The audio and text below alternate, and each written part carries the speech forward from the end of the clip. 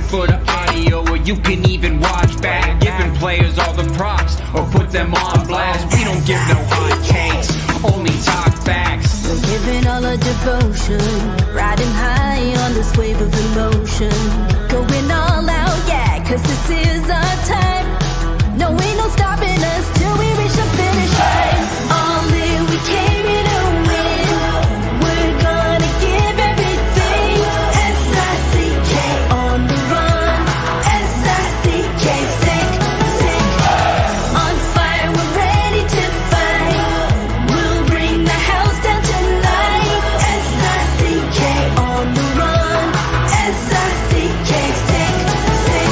Play it on the car ride, play it when you lounge. X and O, you know that we can hold it down. Shout out to my man Sammy, got it off the ground. And to all the listeners tuned in right now, got debates, analysis, and speculation. This is sports talk for the new generation. You know where to find us, got a reputation. Sick podcast, your #1 sports destination. Giving all our devotion, riding high on this wave of emotion.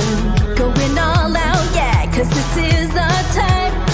No, ain't no stopping us till we reach the finish line. All in, we came here to win. We're gonna give everything.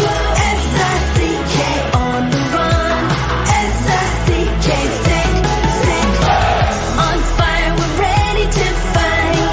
We'll bring the house down tonight. S-I-C-K on the run. S-I-C-K, sick, sick.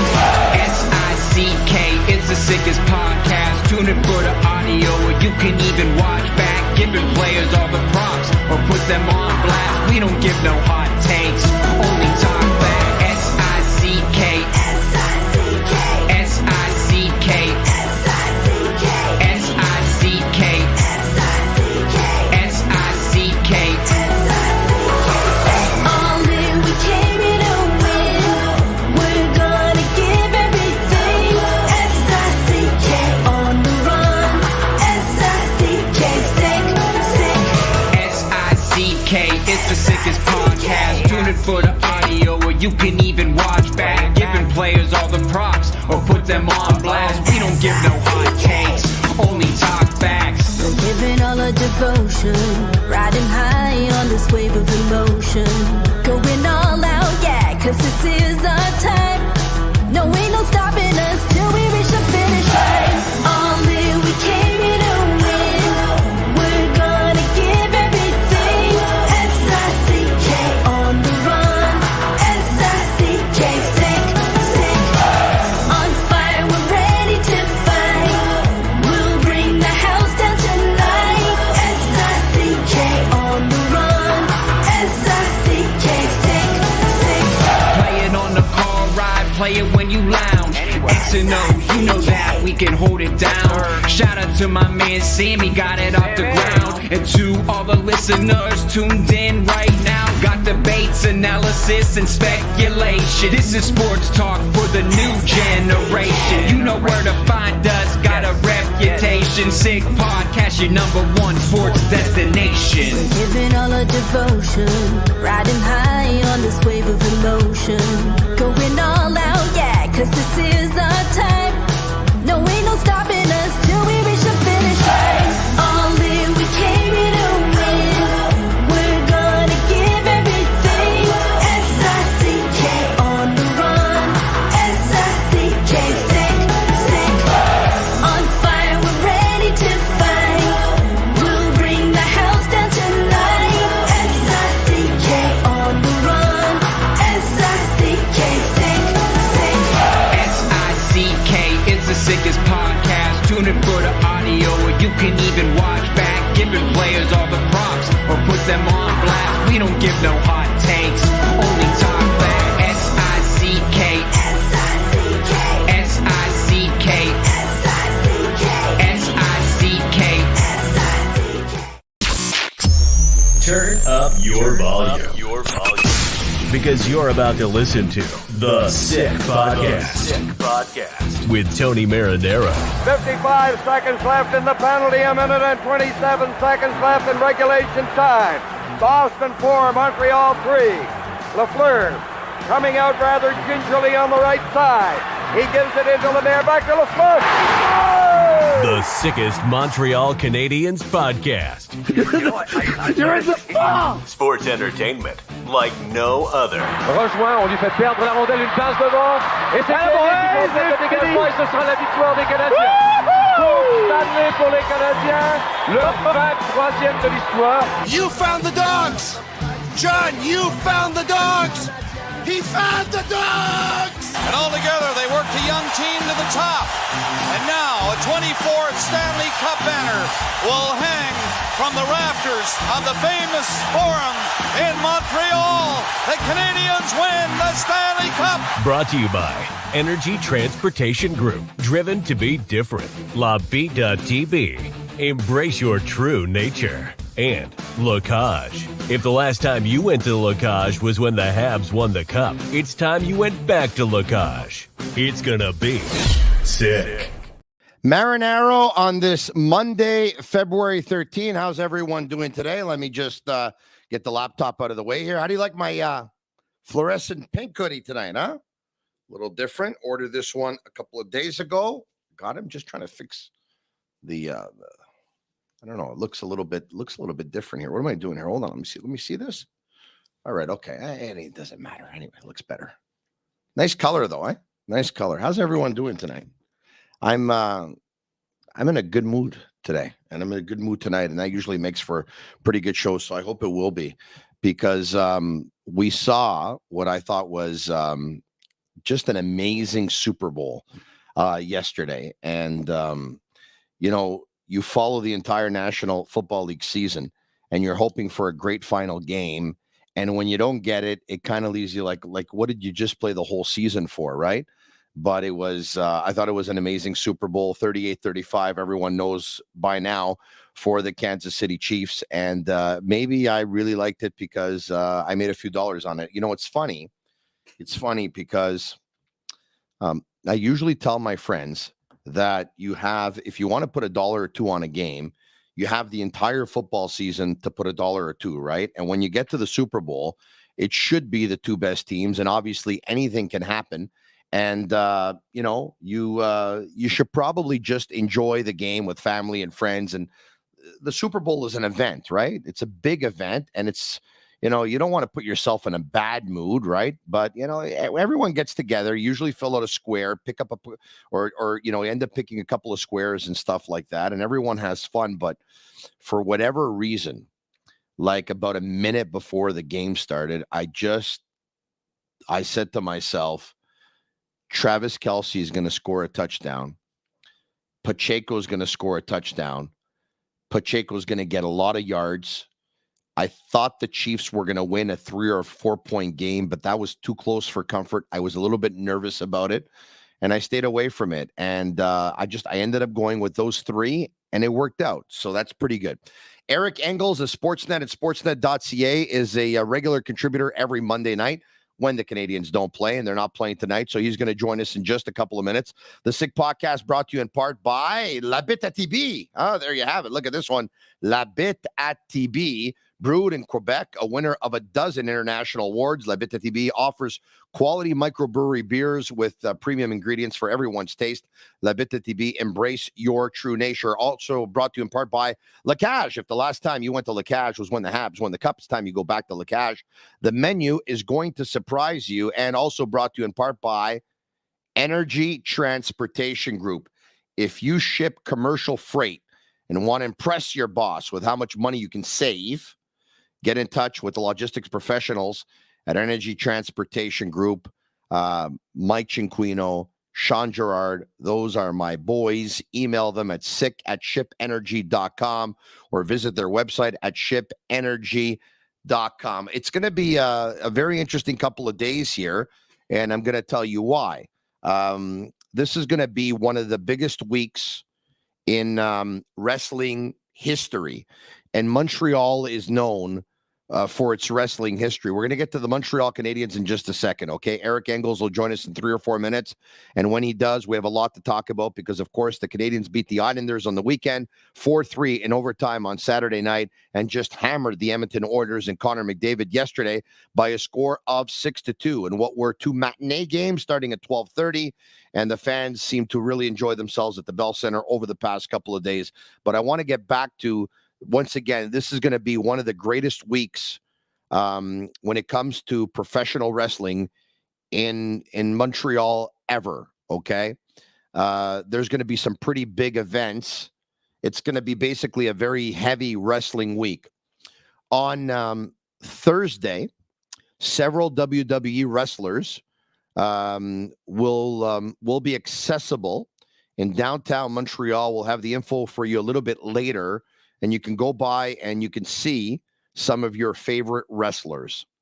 On Thursday night, there's an event. It's The Undertaker's One Dead Man Show. There you have it, at the Olympia Theater at 7:30 p.m.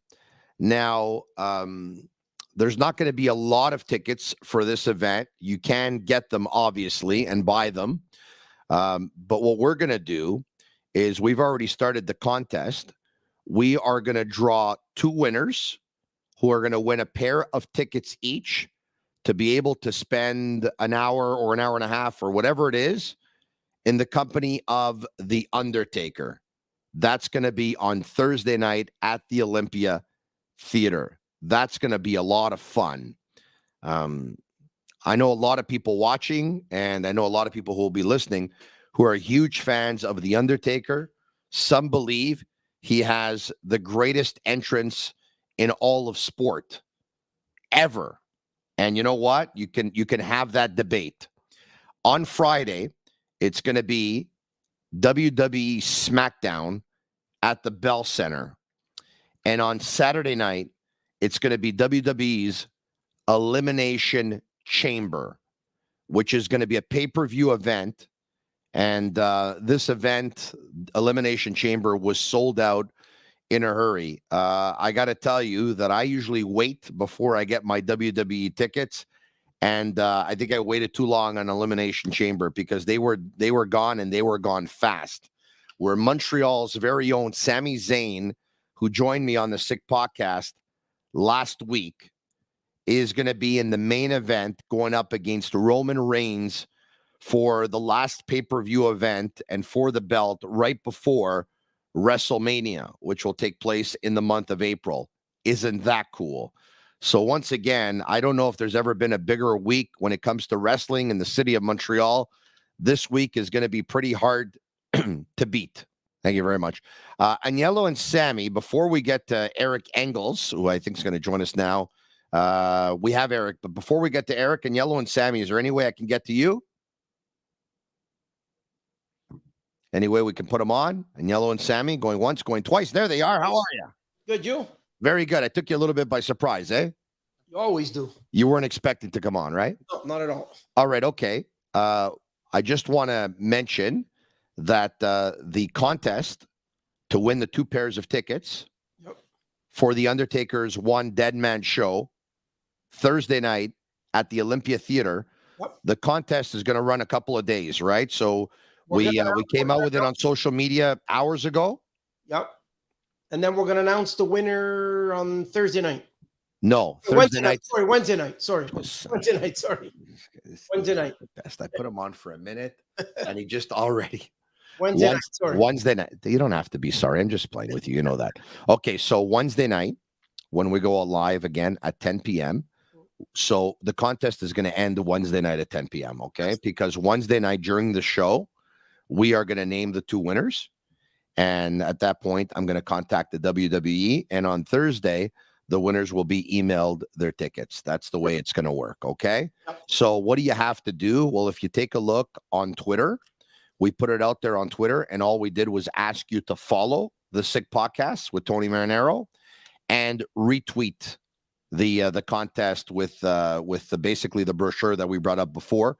And that's what we're asking on Twitter. On Facebook, And is it on Instagram as well in yellow? It's not on Instagram. No Instagram. No Instagram? Okay. Maybe we could put on Instagram tomorrow. Why not? Might as well get it on as many social media channels as possible. Yep. Sammy, we can do that tomorrow? Yeah. Yep. You're a good man. So on Facebook right now and starting on Instagram tomorrow, what you have to do is basically you have to tag 3 friends, all right, and like the post. And at that point, you're going to be in the contest. And once again, we're going to, on Wednesday night, we're going to announce the winner or the winners, pardon me, of 2 pairs of tickets to the Undertaker's One Dead Man show. And that's it. Not to mention that if all goes well, okay, we're also going to give a couple of pairs of tickets away to WWE SmackDown event on Friday night. All right. So we're collabing with the WWE and we're pretty proud of that. All right. Agnello, Sammy, great job. Thank you guys. I'll talk to you soon. Okay. All right. There you have it. Let's bring in Eric Engels. Talk Habs. What's going on? Hey, buddy. How are you? I'm doing good. Good. Very good. I'm, I don't want to keep on saying the same thing, but when the Canadiens win their games, I mean, I know this whole thing came out about you can't establish a losing culture and all that stuff, but I mean, I have a feeling as much as, there were 20,000 strong on Saturday and 20,000 strong on Sunday, and they cheered every goal and they cheered both wins. I just have a feeling that if they keep on going like this, they're going to be in no man's land at the end of the year. Okay. Do you think they're going to keep going like this? No. Let's I think there's a lot of people in Montreal that feel the same way you do right now. I would suggest that the wins that occurred on Saturday and Sunday, if they just win, whatever. The way they won is really healthy for what they're trying to build, because while everybody thinks that this year is all about development, and when they think of development, they think about individual players, it's also about the development of culture and style of play and identity. And I really felt that the 2 wins that they had this weekend advanced those causes. You want to build a style of play that is consistent no matter who's in your lineup. And you want to build an identity and a culture that is unique to your team and your organization, so that anybody that comes into your organization or comes up from the lower part of your organization understands exactly what Montreal Canadiens hockey is. And I think the way they played those games and the way they were so adhering to what Marty St. Louis is trying to get them to do from a tactical standpoint really helps in that aim. So if you're out there and you're concerned about the wins piling up instead of the losses with Connor Bedard in the offing and a lot of really good prospects, if you don't get Connor Bedard, well, then all you have to do is look at their schedule, because after this week, and this week is not going to be a cakewalk, let's face it, they've got Chicago in tomorrow, which is okay. Chicago's a team below them in the standings. Chicago's terrible. But then it's Carolina, and then it's Toronto, and then it's New Jersey, and then it's Philadelphia, and then it's off to the West Coast to play San Jose, Anaheim, LA, and Vegas. And there's Florida and Tampa, and the Canadiens have 16 games in 31 days in March. They're not going to be winning all that frequently. I don't. You wouldn't think so, but I mean, with that logic, they weren't supposed to beat Edmonton yesterday either. Well, look at Edmonton, right? Like, they had 2.5 to 3 weeks of really strong play. I think it was their first regulation loss in I don't know how long. Mm-hmm. And if you really break it down, like, it's a game at 9:30 in the morning for them, like, or 10:30 in the morning based on Mountain Time. Like, a bit of a tough turnaround for them on a back-to-back in the East Coast. Like, if I was an Edmonton fan, I would throw that game in the garbage and just say it didn't really matter. Canadiens played well, deserve what they got. Edmonton played poorly, deserve what they got. I think that's what Jay Woodcroft said. And no big deal. But look, like, take a look at the Habs schedule. It's going to be pretty tough from here to the end of the season to collect wins at any type of rate, especially with what they've got and what will be here post-deadline and what the injuries are long-term for a lot of their players. Eric, look, I've heard what Kent Hughes has had to say. I've heard what Jeff Gordon has had to say, and I heard what Marty St. Louis had to say. And if they took part in this podcast right now with you and myself, I'm sure they would all agree with you. And I understand that maybe the Montreal Canadiens aren't going to pick up too many points. And I understand that maybe a lot of people think that where the Canadiens are right now in the standings is probably where they're going to finish. And as bad as they are, they probably wouldn't finish below some of the teams below them. Having said that, look, I sign and I persist that let's just say the Montreal Canadiens would have lost this weekend. Then all of a sudden, the Montreal Canadiens have less points than 27th spot Vancouver and less points than 28th spot San Jose. And then all of a sudden, the Montreal Canadiens, they themselves find themselves in the 28th spot, which is good enough for 5th worst in the National Hockey League, which gives them a much better chance than being 8th worst in the National Hockey League. But your point is taken. You know, I know where you stand. You know where I stand. So why don't we, even though I'm the one who brought it up, why don't we just move on? Some of the positives. But before we do, like, they can't like lose on purpose. Like, it's you're never going to convince players to go out on the ice and purposely throw a game. Like, it's just, I never said they would. I No, never I'm said just they saying, would. like, I don't know how else you generate it. At the end of the day, things like go back to the beginning of the season when everybody was concerned about what the Canadiens were doing. It leveled off. You know, like, how they would I ended up generate in a it? place where they were bottom 10. What's that? How would I generate it? Well, I wouldn't play Nick Suzuki 23 minutes and 29 seconds on Saturday. Don't play Nick Suzuki 23-29. Play Nick Suzuki 17. You're going to see the way you're going to lose.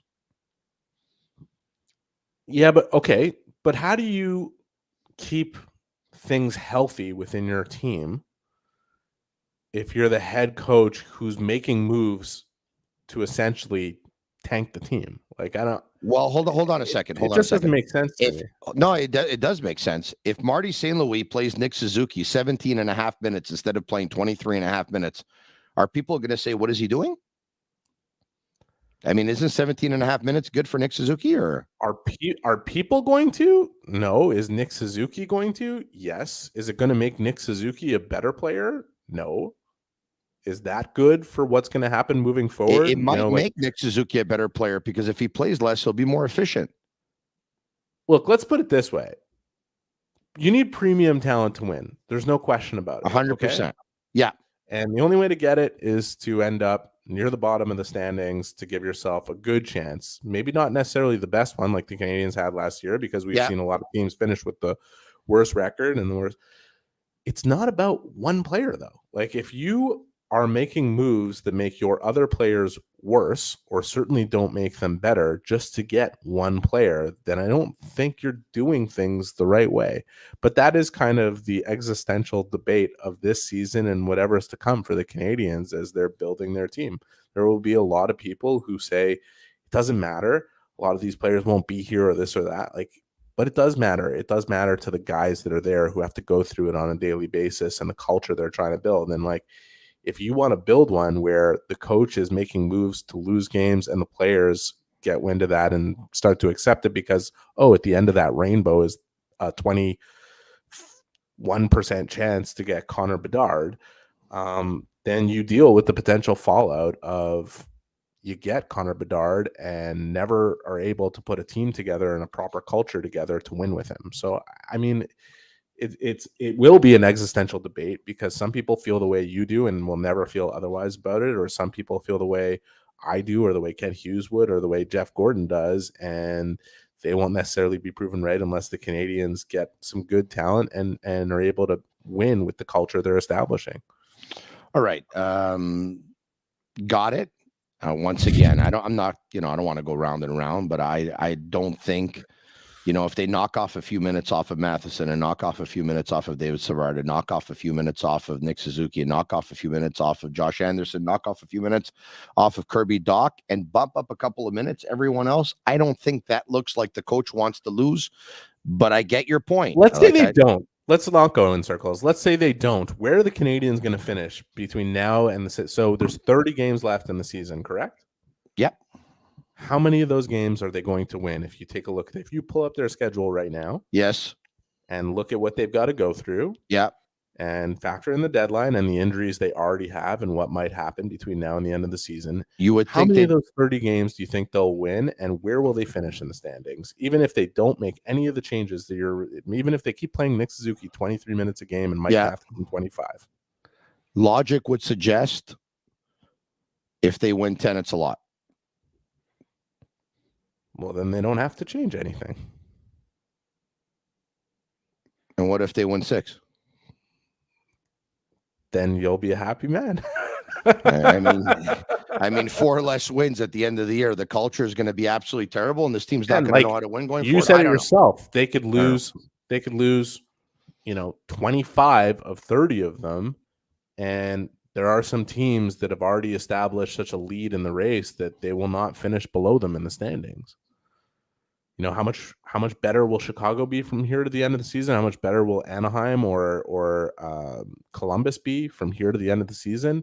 Not much better than the Habs, and the Habs aren't going to be very good. So there's 29 left because they played their 53rd, right? So yeah, that's right. Sunday. Sorry. There's so 29 left. All right. So, let's... I'll say at best they win 11 of them. They win 11. All right. Okay. Here's what the good news is, though. Here's what the good news is, in my opinion. There are players, and some will say maybe it's too little, too late, yada, yada, yada. I've always said that I believed, or I think I've always said this, and if I didn't, well, then I think I've always said that I believed that the players who are in the final year of their contract will be dealt because the Canadiens can get something. And if the other teams find that it's a lot of salary, mind you, they're only on the hook for the actual salary for about a month and a half, probably 5-6 weeks, whatever it is.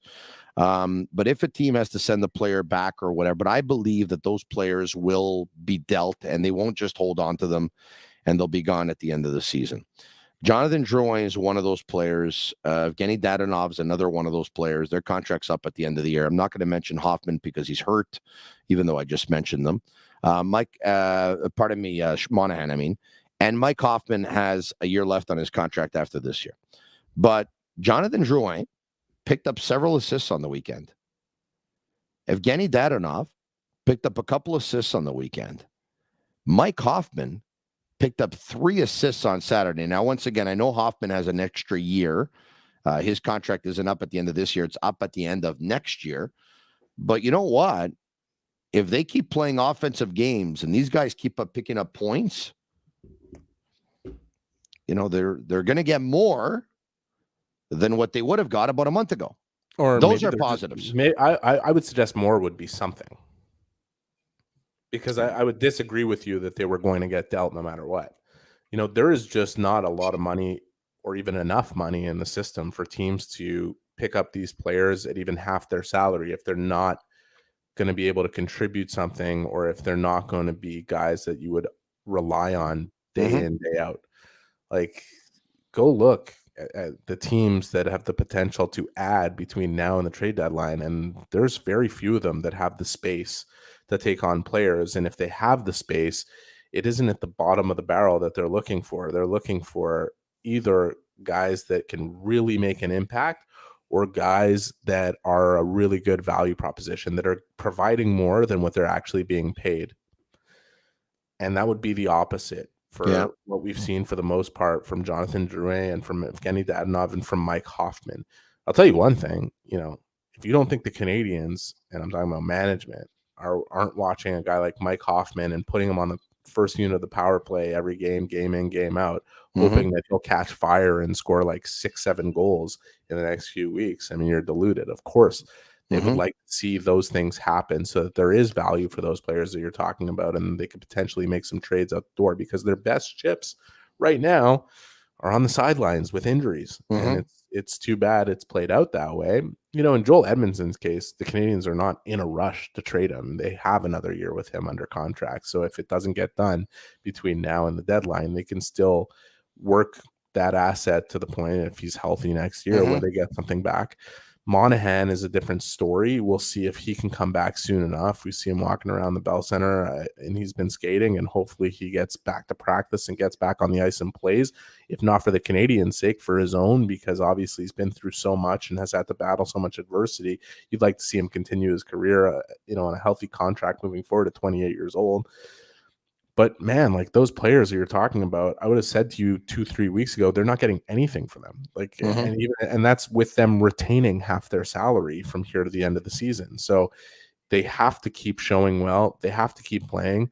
I will say this, between now and the end of the season, or I should say really after the deadline, if they're still in Montreal and they weren't able to be traded, they're not going to be playing above certain players in this lineup. There will be a shift that happens post deadline where you're of course. Yeah, of course. You're going to see, and again, they're going to try and develop who they're going to need going forward, who the people that are the players that are going to be in their plans. Even if it means that one or two or whoever ends up in the minors or out of the lineup, like that's just the reality moving forward.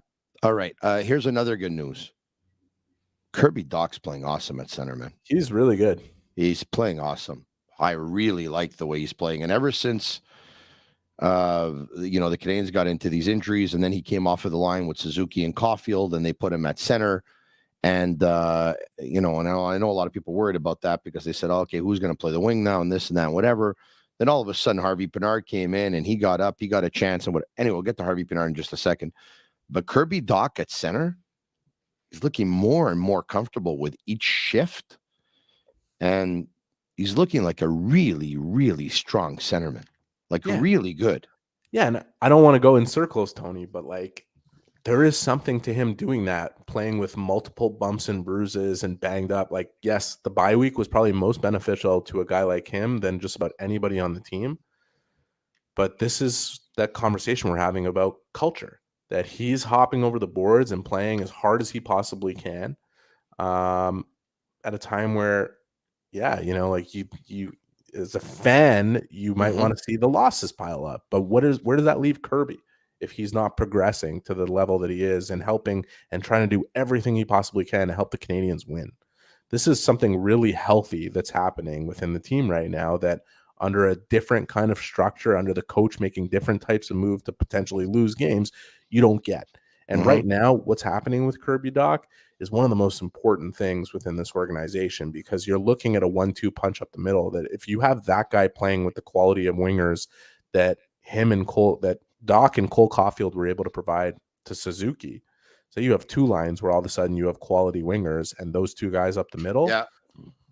Well, that rebuild is a lot shorter, and you didn't necessarily need to get Connor Bedard to make that happen. Yeah, I look, you're never going to change my mind, all right? You never, and I have a feeling I'm never going to change yours, all right? Because you're telling me this, and I'm going to come back and I'm going to tell you, well, if Kirby Dach plays 2 minutes less a game, it's not the end of the world. And if the Canadiens end up drafting either Connor Bedard because they end up having more losses, or Michkov, for example, and Michkov finds himself on.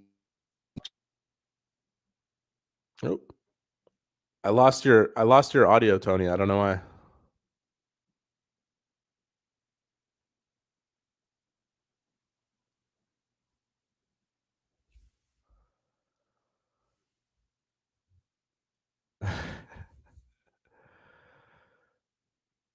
Can you guys hear me?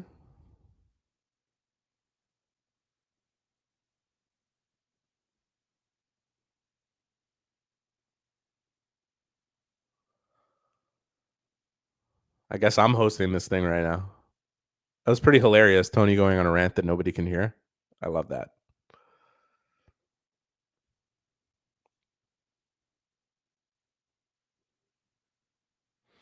Somebody's asking if I think RHP might be used as trade bait. I'm going to go ahead, Ryan, and say no. What a perfect story this kid is. He's going to be great value no matter what happens. Hey, Tony, I'm hosting now. All right, there we go. I'm back. Okay, so you know what? I saw a message saying, Tony, we can't hear you. I think everyone can see me and hear me now, right? Yeah, we're good. You're okay, there. Good. All right, I'm happy for that. All right, so I was just saying, Eric, sports is a matter of opinion. You have yours, I have mine. Sometimes we're able to maybe change each other's minds. I think I'm not going to change your mind on this topic. I know you're not going to change mine. But there are other things that I want to talk to you about. Here's where I have an interesting opinion, okay? And I don't think we're going to be on the same page either, but that's okay. It's going to make for a pretty good show and a pretty good conversation. Josh Anderson, his name has come up often over the last little while, whether it's founded or not, his name's come up with trade deadline a couple of weeks away. Obviously, he's not the ideal guy you want to trade because he has things that other players don't have. He's got a 6'3" frame. He's got a 225-pound body. He delivers hits. He can defend himself. He can defend his teammates. He can make room for his teammates. It looks like he's been playing some of his best hockey in the last 2 or 3 weeks, the best hockey that he's probably played since that great season of 47 points 4 years ago with the Columbus Blue Jackets. He's probably a better playoff player than he is a regular season player. And when he's on his game, he is a power forward. Now, because of that, a lot of people are going to say Josh Anderson is finally starting to get Marty St. Louis concepts. Josh Anderson's starting to get comfortable. And because of all the reasons that I just talked about, the Canadiens would be crazy to trade Josh Anderson. Do you agree with them? Do you think that they would be crazy to trade Josh Anderson? I don't. Okay. And I'm not saying... Me neither. Okay, so I'm not saying that I would absolutely trade him. But I said this to my buddy Jean-Charles Lajoie earlier this evening on TVA Sport, which, by the way, you can watch it weeknights, Monday to Friday at 5 p.m. And I'm a regular Monday to Thursday at around 5:30 p.m. I said this. I said, it's true that Anderson is playing very good hockey over the past several weeks. And it's true that he might be learning the concepts. And it's true that he might, you know what, finally have gotten it and be off to the races. I look at Josh Anderson and I see a player who's played in the National Hockey League for over 8 years. And consistency has been a huge challenge. And when a player's been in the National Hockey League for 8 years, they're supposed to have arrived. Who they are is usually who they are 8 years in. And I look at hockey players as stocks, and I look at the trade market as the stock market. And when your asset is at a high and when your asset is at a low, and it takes a lot of courage to trade players whose asset is at a high. Like, for example, when Carey Price came off of those 4 individual awards, it would have taken a general manager with a heck of a lot of courage. And I know that hindsight is 20/20 to have traded Carey Price.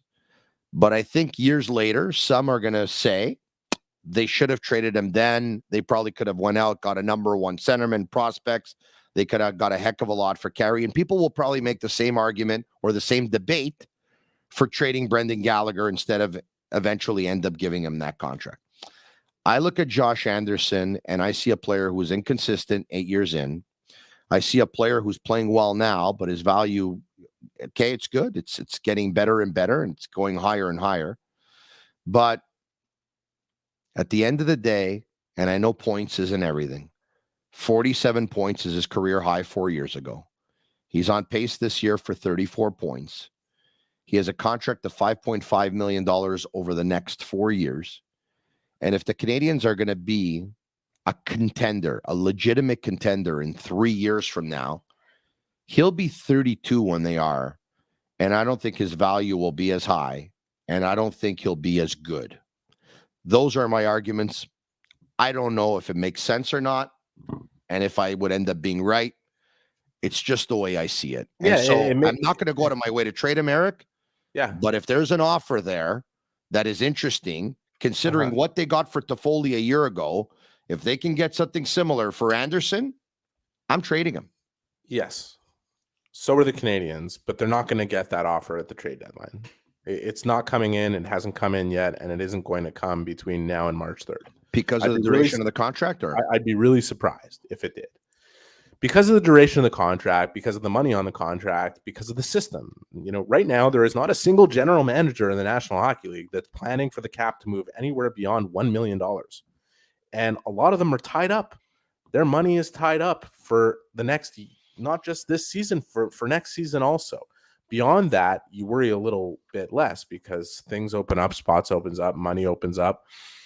But it is still something that you have to worry about without a guarantee that the money moves. Now, Marty Walsh is coming as the NHLPA director, and potentially he goes to Gary Bettman and says, Gary, we need to free up this system, free up some money. What can we give you in return for the owners to agree to the money being freed up to raise the cap by more than $3 million this coming summer, then it's a different discussion. Mhm. Is that going to happen between now and March 3rd? No. It's No. not. No, it's And not. so long as that's the case, the Canadiens may receive an offer or two on Josh Anderson, but will it be what they want to trade him for based on how he's upping his value? Probably not. And it's not going to be something that makes a whole lot of sense from the other side of it if the Canadiens can't eat some of the money moving forward. And there's not an owner in the National Hockey League that wants to be paying millions of dollars to players who don't play for their team. They don't like doing it in buyouts, and they definitely don't like doing it to see players play for other teams. Mhm. We should contemplate that as Erik Karlsson rumors are flying across the National Hockey League. Yeah. A A year ago, everyone thought he was finished. A year later, he can get you everything. Yeah, like I think he's fantastic, and he's worth trading for if you can convince the San Jose Sharks to eat $20 million of his salary. I mean, Yeah. good luck. Good luck with that. Yeah.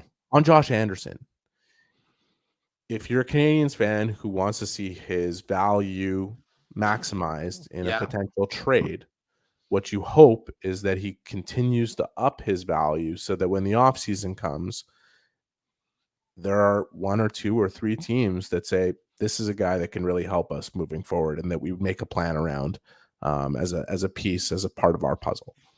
Because between now and the trade deadline, I'm not saying it's impossible, but I would say it's 95 to 99% not going to happen that somebody will offer what would be required to move that player. Okay. On this, If you called tomorrow, if you were whichever team and said, hey, Kent, we have a 2023 first round pick, a player you'll have to take back because, he's got a salary and we need some salary going the other way. And we'll throw in a prospect into the deal. Yeah, I mean, Kent Hughes is not hanging up the phone. He's negotiating and making that deal probably happen, even though he likes Josh Anderson. But short of that, and I don't think anybody can really afford to do that, given the salary cap situation that I just talked about, given what the value is of the actual player versus the idea of the player. I just don't see that happening until the offseason. On this note, and I've said this before, and I'm going to say it again, it's years that I'm saying this. The National Hockey League has to make it easier for teams to trade players. Why? I'm going to tell you why. Hockey in the United States, it's not very strong. As a matter of fact, it's not strong at all. As a matter of fact, football is stronger. We know that. Basketball is stronger. Heck, Major League Baseball is at its biggest decline, and it's stronger. College sports are probably stronger in the United States than the National Hockey League. And if the MLS isn't stronger already than the National Hockey League, it will be in a couple of years. Take a look at what's happened in the NBA. Star players have been getting traded in the past couple of days, past couple of weeks. Star players, all right? Star players. They get traded like this. And then all of a sudden, the NBA, which is such a marketable league and the way they market their stars, right? All of a sudden, social media starts going crazy, right? Kevin Durant got traded in Brooklyn, and then he went to Phoenix, and then he went. But how much has the money grown? How much has the money grown in that situation, right? Like the cap. Yeah. It's a good question to ask. This problem you're talking about, it might be solved. I don't know if it will fully be solved, but it's going to be helped organically once we get past the players owing the owners money. Eric, they have to solve it. You want to know why? Because even though some fans are going to say, yeah, but it's nice for players to play with the same team for a long time. When you're a sport that's not number one in the US, and you're a sport that's not number two, and you're not number three, and you're probably not number four, every single thing that you can do in the United States of America, like you have to do to get people talking, to start getting the analysts on some of those big networks and some of those big name analysts talking about it. And not only hockey analysts, right? We're talking about those who talk sports in particular. They got to start reinvigorating not only a fan base, but members of the media as well, to talk about I know this is going to be it's a totally other discussion, right? Yeah, but I mean, maybe you're arguing to abolish the cap. Maybe I am. Maybe I am, because I don't know how I want to get there yet, but I know I want to get there. Look, maybe I'm going to talk about something now that totally doesn't make sense. But watching that Super Bowl yesterday, Eric, like the entire week, I couldn't wait for the Super Bowl. And maybe because it's one game and the National Hockey League Stanley Cup final can never be that because we have a history and we know that it's a 4-7 and this and that and whatever. But the entire week, everyone, all the members of the media, Radio Row, all the networks, all the TV, all the radio, all the podcasts, all this, all that, the whole sports world in North America and even beyond was NFL. Then leading up to the game, then what they do with fantasy football, then all the shows leading up until the final game. Everyone's watching, even for the halftime show. The National Hockey League, it's like Mickey Mouse compared to the NFL. Like, but it's, you can't even put them in the same sentence. Eric, I don't know how you fix that, but you have to find ways to make this game better, more interesting, and get the media reinvigorated, Eric. Yeah, I think all that's fair. I don't know how you fix it either, because you're comparing a sport that is deeply embedded in American culture versus one that was adopted, by American culture. Like, I hear you. Hockey is extremely popular in the United States, in pockets of the United States where hockey has always kind of been a fixture, whether it's Minnesota or Boston or Buffalo. The NHL expanded to marketplaces where it wasn't necessarily a fixture, and the opportunity to grow. There's a lot of opportunity. You could look at it as like they have so far to go to get there, but you could also look at it as opportunity. And I think there are a number of ways that you can innovate. You're putting me on the spot. I can't come up with things off the top of my head outside of saying the marketing thrust has to be a lot higher and has to focus a lot more on the personalities and encouraging personality within the game. PK Subban was here in Montreal. I think the fans certainly appreciated what he brought in that dynamic. Did hockey necessarily appreciate it? No.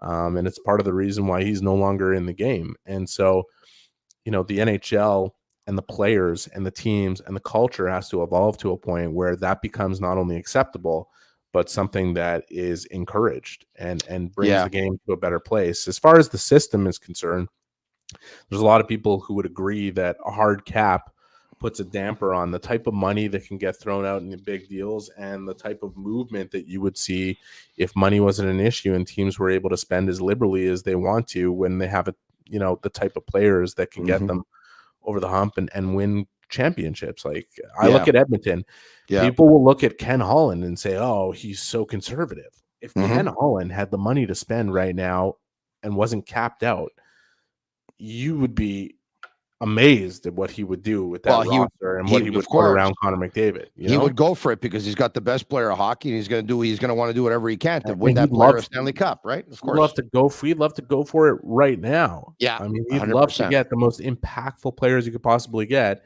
And he's in a situation, if you go look at Edmonton's salary cap, where he can't do anything without moving players off his roster. And the players he needs to move off his roster don't make enough of a dent that he can accept what's going to happen this year and just go into next year and blow that shot completely.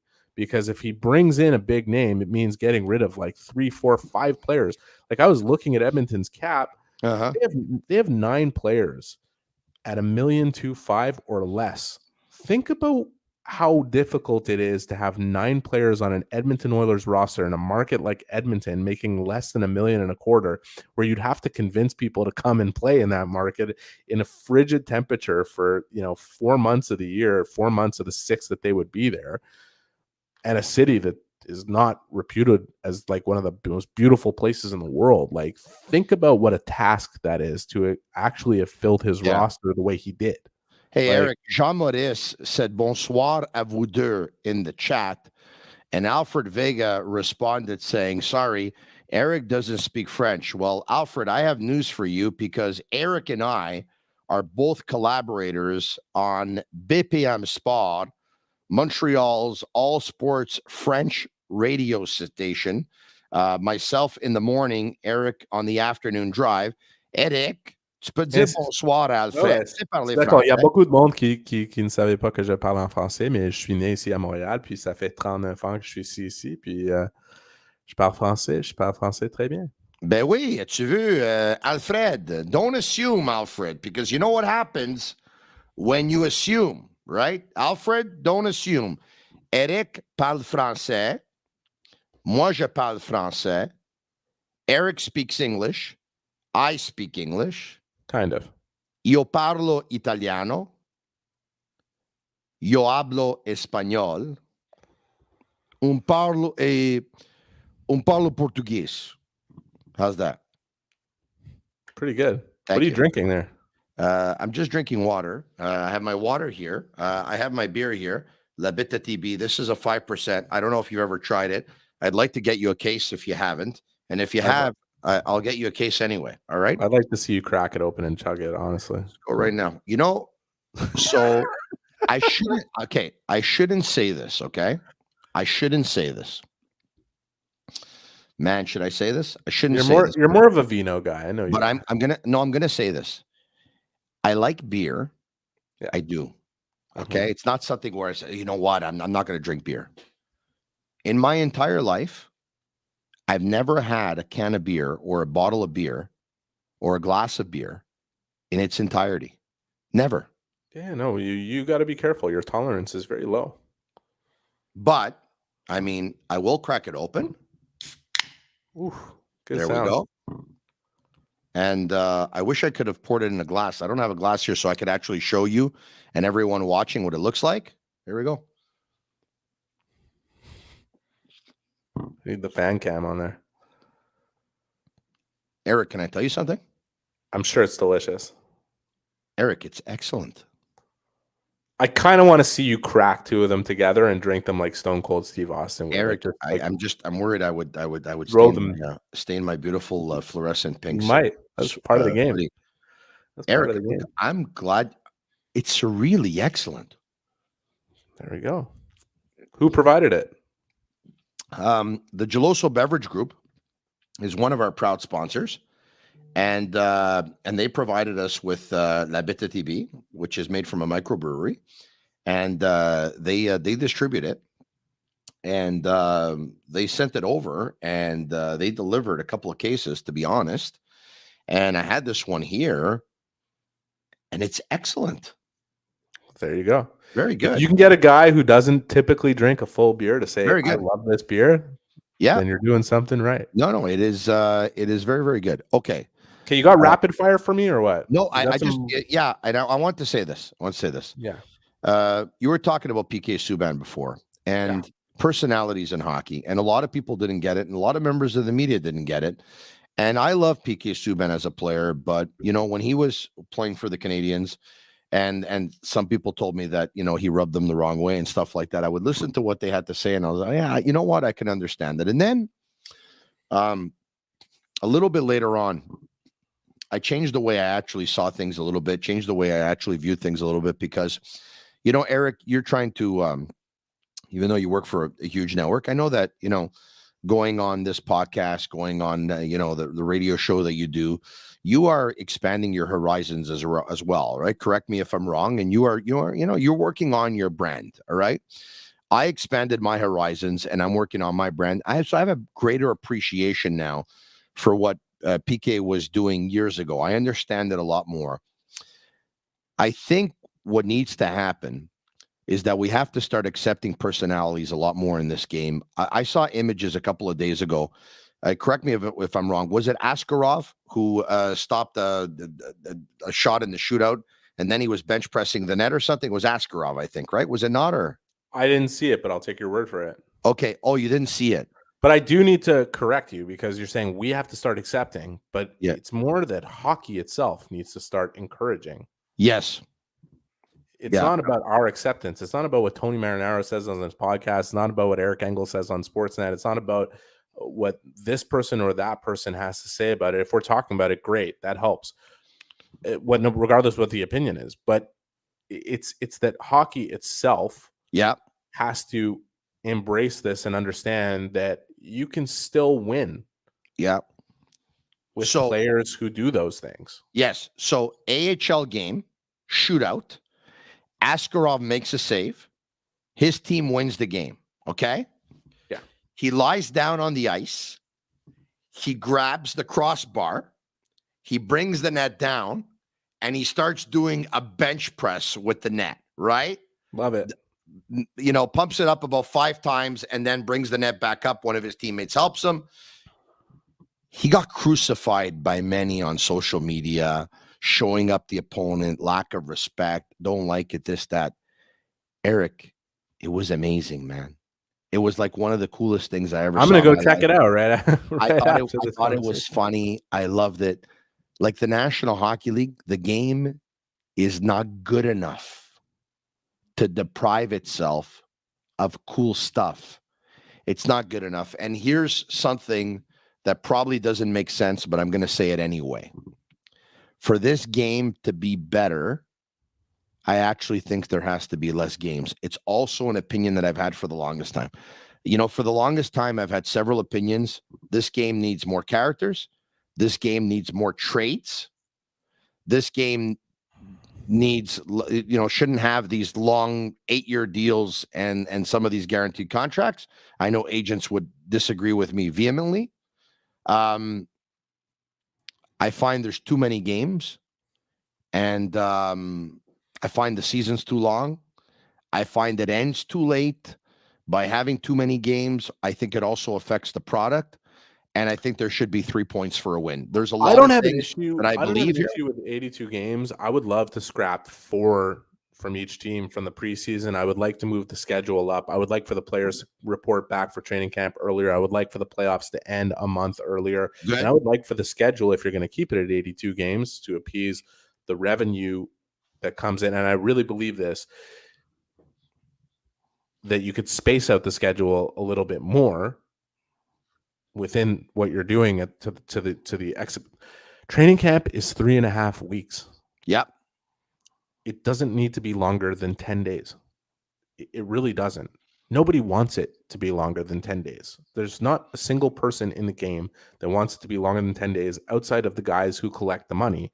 And I'm a big believer that the one feasibility study that you can't necessarily do is that if you increase the quality of the games that are played, you will make up the revenue you lose at the gate by losing 4 preseason games. Like, you will make up that revenue and potentially do better by offering a better product and by handing out the Stanley Cup in May instead of in June, and by having people more engaged in the race from bottom to top. I also think more teams should make the playoffs in a 32-team league than what it was when it was a 24-team league. I also believe that we should listen to the players when a lot of them believe it should be a 1-8 type of format. 100%. I think we should listen to the players who say extend 3-on-3 overtime to 10 minutes and scrap the shootout. Because the games will end within those 10 minutes guaranteed. And yes, it might run a little bit longer than your standard 1-1, but not necessarily longer than it would if it went to a shootout. Listen to the players, listen to the people who are really involved in it. I'm done with the argument from I tried to get it at the Board of Governors meeting, and I was asking Gary Bettman, like, what about from a revenue perspective, adding more teams to the playoffs? It's logical. If more fan bases are engaged in the playoff race from here to the end, you are naturally going to make more money. I'll take it a step further, by the way. With the 16 teams that are there, and I know Crosby wants to see 1 versus 8, I'd rather see 1 versus 16. If your regular season is going to mean I wouldn't. I honestly really wouldn't. And because there's going to be less upsets, correct? Yeah, and I got it. That's fair. The one thing that hockey does have as a claim that is undisputable is that the first round of their playoffs smokes everything else in sports. The first round of the Stanley Cup playoffs is unrivaled. It is the greatest thing. And I think the opportunity for an 8 seed to knock off a 1 seed or a 7 to knock off a 2 is so much more ripe. In the NBA, it doesn't happen. It never happens. It's so rare that happens, that an 8 seed knocks off a 1 seed. Like, it's the best teams, the cream rises to the top in the NBA. In baseball, upsets are quite rare. you bet the pitcher and you win most of the time. Like in hockey, though, if you go to 1-16, you're screwing with a dynamic that I think makes the NHL playoffs really special. Yeah, no, okay. So all fair points. I have another opinion, which is not a popular one, but I'm going to say it anyway. I talked about too many games.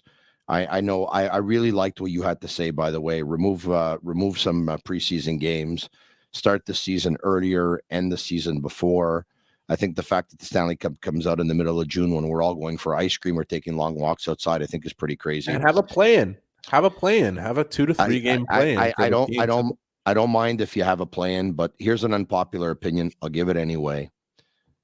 I still continue to say I think there's too many games. I think it affects the product. And if you knock off 2 games per month, even 3, and you're going to say you lost revenue, I don't mind seeing the entire jersey being a billboard for advertising to make up that revenue if it means that you knock off games, and I think the product's going to be better. I don't mind. I don't care that a jersey doesn't look like a jersey. I think there's more creative ways to generate revenue. I don't have them on hand, but if you put together a proper think tank, you can find more creative ways. But one of the best ways, quite frankly, you wouldn't have to fill your jersey like a billboard if you wanted to knock off a few games per season, go from an 82 game schedule to perhaps 75, and a shorter preseason. Like it's not that complicated. Just put 4 more teams in the playoffs, engage 4 more fan bases from here to the end of the season. Yeah. And not just 4 more. You're engaging everybody who has a chance to get into those 4 games. You know what I mean? Like into those 4 spots. You're encouraging all the teams that are on the bubble, those 4 spots, and saying, like they'd be engaged one way or the other that, our team might actually make the playoffs. And when you do, you could see an upset in the first round and they could advance into the playoffs through the play-in and whatever it is. Or they might be saying to themselves, damn, they're screwing their lottery chances by getting into something and you're not going to go far enough into the playoffs. And it creates a whole debate. It creates people talking. It creates interest. That's what you're looking for. Interest, because interest generates money. Last thing for tonight. So appreciate your time. Arber Xhekaj, we know that he doesn't refuse an invitation, but we all had a feeling at one point, I think, as much as a lot of people liked seeing him fight because he was exciting to watch fight, just doesn't have to do it all the time. And he's a pretty good hockey player. And, you see him get injured yesterday in his fight and you wonder, like, why did he have to do that at that certain time? Like I don't wonder because I don't really care. I mean, he's going to do it. That's a part of his DNA as a player. Mm-hmm. And you want to say that, he could have chosen a better time.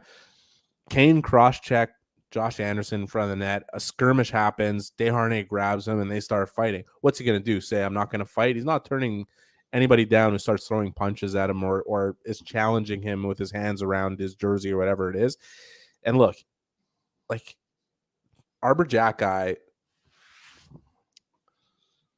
I don't think he was at 100% before he took that fight. Okay. Like he's a guy that is a really tough guy and is going to have to play through some things as we go along. And he's been in quite a few tussles already this season. And I don't think it was whatever happened to him yesterday was probably a function of something happening earlier this season. I'm just going to leave it at that. I think you can pick and choose, but at the end of the day, this is a guy who is going to drop the gloves from time to time. And like, it can happen at any point that he gets hurt. It's just part of who he is and what he represents as a player. And I'll tell you something, his teammates appreciate what he is, who he is as a player. And they're not sitting there saying, oh, he shouldn't have taken that fight while we were winning. Like there will come times where it matters and he'll have to time his stuff a little better. But in that particular situation where something breaks out, it's not like he was lined up at a face-off, looked at Desharnais and said, okay, let's go.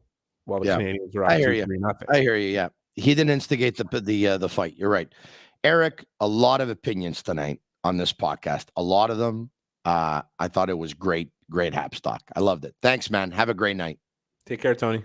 All right. And I'm sure a lot of people watching appreciate it as well. If you're watching on YouTube or on YouTube Live or on Facebook Live or on Twitter Live. And by the way, if you're not watching on YouTube, you can subscribe to our YouTube channel. I talked to you about Bittt Tibi before, by the way. They sell them in grocery stores in Montreal because a couple of people have been asking ever since I took a couple of sips. And it is really, believe me when I tell you that, it's very good. And I know I know the people that give it to us sponsor us. But if it wasn't good, I just wouldn't say anything. If I'm going to tell you it's good, it's because it's good. That's just the way I am. All right. Couple more things I want to talk about. I want to give a shout out to Playground. They have over 600 machines, poker tournaments, Playground casino games, daily promotions, unmatched customer service. Why go anywhere else? Located just over the Mercier Bridge, only minutes from downtown Montreal. If you're liking our podcast, hit the like button, message SICK, SICK, share it with your friends. And if you're going to be listening to it on Spotify or whatever, give it a 5-star review. That's our way of feeling the love, or on Apple Podcasts. We really, really appreciate it. Okay. I'd be remiss if I didn't talk about the Super Bowl. And the Super Bowl yesterday was absolutely amazing. The Philadelphia Eagles were 1.5-point favorites versus the Kansas City Chiefs. The game was played in Arizona. It was Jalen Hurts at quarterback for the Eagles. It was Pat Mahomes at quarterback for the Chiefs. They both went in with identical records, but a lot of people thought that this would be the year for the Eagles. They were a little bit of a healthier team. And when you take a look at, taking a look at the strengths and weaknesses and taking a look at the matchups, I think a lot of people thought that the Eagles had the edge, probably in more categories than the Kansas City Chiefs. Let's go with quarterback. Well, it was the Chiefs who had the edge, with Patrick Mahomes over Jalen Hurts going into the game, because, of course, Patrick Mahomes had already won a Super Bowl and had won a Super Bowl MVP before the game was played, and had gone to another Super Bowl, and he had experience, and this was his third Super Bowl in the last 5 years. I think you take a look at the running backs, and you take a look at the running backs by committee. And as good as Pacheco is for the Kansas City Chiefs, I think if you take a look at it by committee with Sanders and Gainwell, I think you would say that maybe the Philadelphia Eagles had the edge there. When you take a look at the wide receiver position, I think you take a look at the wide receiver position, and I think you say that the Eagles had probably the best duo in the league. I think you take a look at the offensive line, advantage Eagles. You take a look at the defensive line, advantage Eagles. You take a look at tight end, advantage Chiefs. You take a look at special teams, advantage Chiefs. You take a look at coaching, advantage Chiefs. But very, very tight, and that's why the spread was 1.5 in favor of the Philadelphia Eagles. And the Eagles, when you see the way they played that first half, they look like the better team. They obviously could have won that game, but in the end, in the second half, boy oh boy, was Pat Mahomes was unbelievable. He went 13 of 14 in the second half. He only had about 180 yards for what it was his game, but he had 3 touchdowns, and he didn't throw any interceptions. He never turned over the ball. And think about it. He had the ball for 24 minutes, and he put up 31 points against the Philadelphia Eagles. I repeat, Pat Mahomes had the ball for 24 minutes, and he put up 31 points versus the Philadelphia Eagles. He was incredibly clutch. Having said that,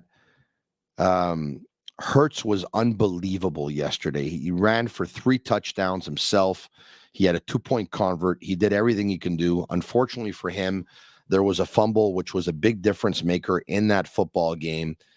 He made one mistake, which is too bad, because I've never seen him play better. And by all means, he's not to blame for this, because I think he was the best player in the game, even though he didn't win the MVP. But unfortunately, he made a mistake. Pat Mahomes didn't. That's what experience is all about.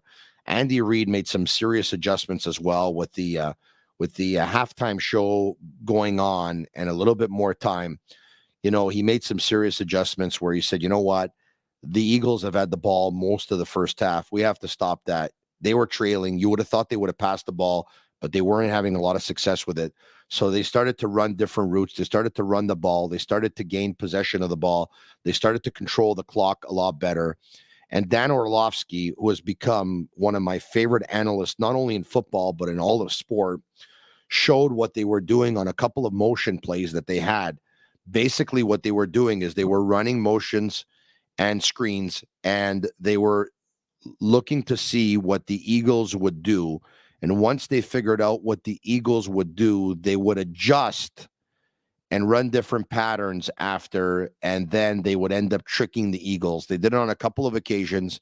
It's unbelievable coaching by Andy Reid. And I said going into the game that I thought the Eagles were the better team,